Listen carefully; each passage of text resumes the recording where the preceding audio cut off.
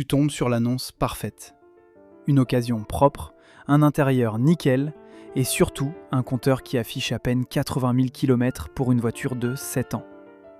Le prix est un peu au-dessus du marché, mais tu te dis que ça vaut le coup pour un kilométrage aussi bas. Sauf que ce chiffre est un mensonge. Le compteur a été remis en arrière et la voiture a bien plus roulé qu'elle ne le prétend.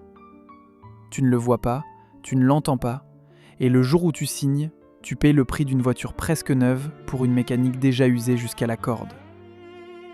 Ce n'est pas un accident isolé, c'est l'une des arnaques les plus répandues du marché de l'occasion et elle est presque invisible à l'œil nu.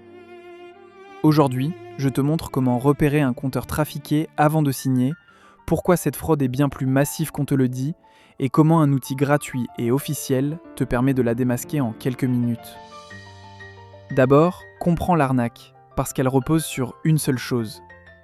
Le kilométrage est le premier chiffre qui fixe le prix d'une occasion.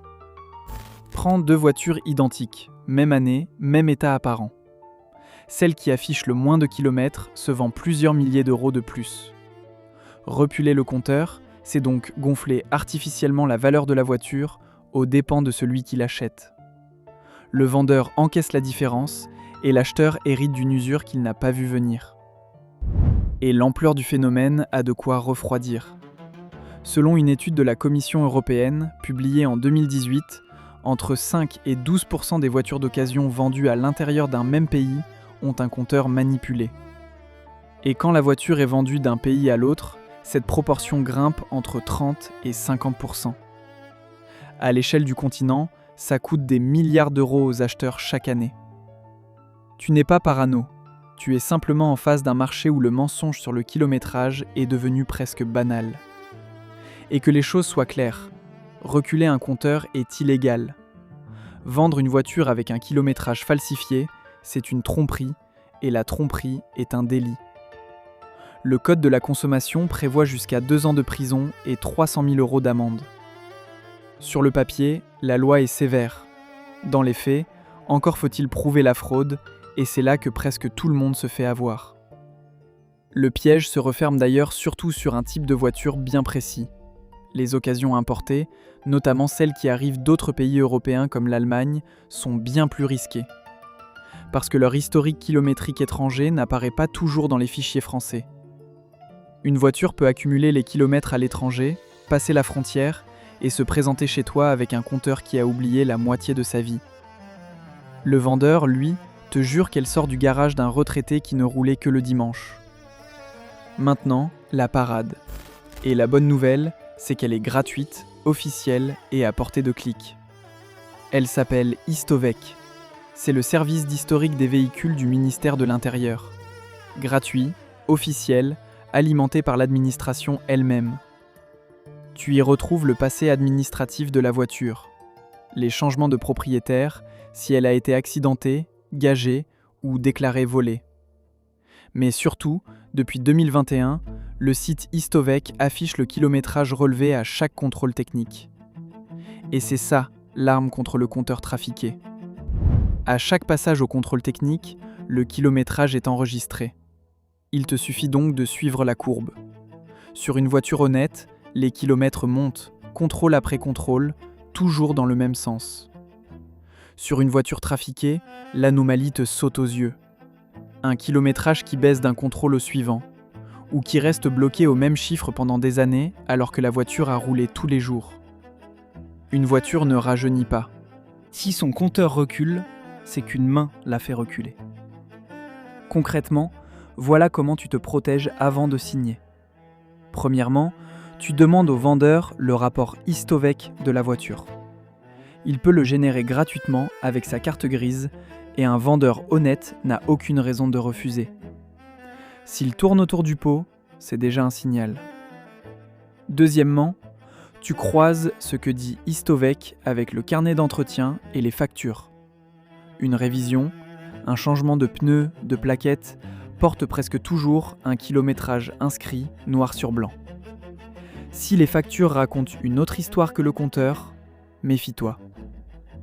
Troisièmement, tu regardes l'usure réelle. Un volant lustré, un pommeau de vitesse poli, Des pédales rongées sur une voiture qui prétend n'avoir presque pas roulé, ça ne colle pas. Et au moindre doute, tu fais examiner la voiture par un professionnel indépendant avant d'acheter. Quelques dizaines d'euros de diagnostic, c'est le meilleur investissement face à une facture de plusieurs milliers. Sois honnête avec toi-même sur un point. Aucun de ces contrôles n'est infaillible, pris tout seul.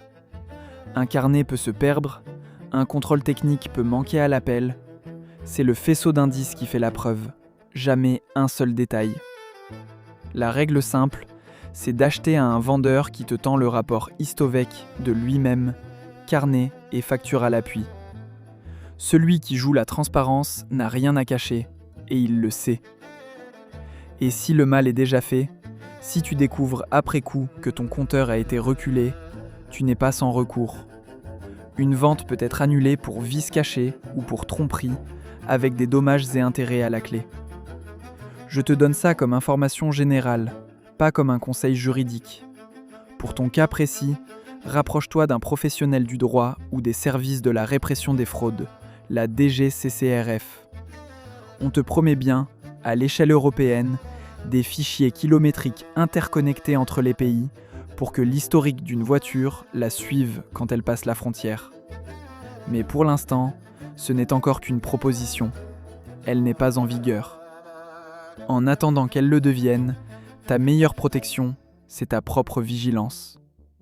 Alors la prochaine fois qu'une occasion t'attire avec un kilométrage trop beau pour être vrai, ne regarde pas le chiffre affiché sur le compteur. Regarde l'histoire de la voiture. Le compteur, on le remet en arrière en quelques instants.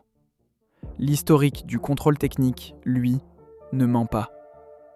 La vraie question, ce n'est pas de savoir combien de kilomètres la voiture affiche, c'est de savoir combien elle en a vraiment parcouru. Si tu comptes acheter une occasion et que tu ne veux pas te faire piéger, abonne-toi. Sur cette chaîne, je démonte chaque semaine les pièges cachés dans les voitures qu'on t'oblige à racheter. Parce que le compteur n'est qu'un piège parmi d'autres sur le marché de l'occasion. Et il existe toute une catégorie de voitures un peu plus anciennes qui échappent justement au piège du neuf. Pas d'électronique verrouillée, pas de mauvaises surprises cachées, et souvent une vraie bonne affaire quand on sait les choisir. Si tu veux voir comment acheter malin une de ces vieilles voitures, la vidéo est là, sur ton écran. Clique.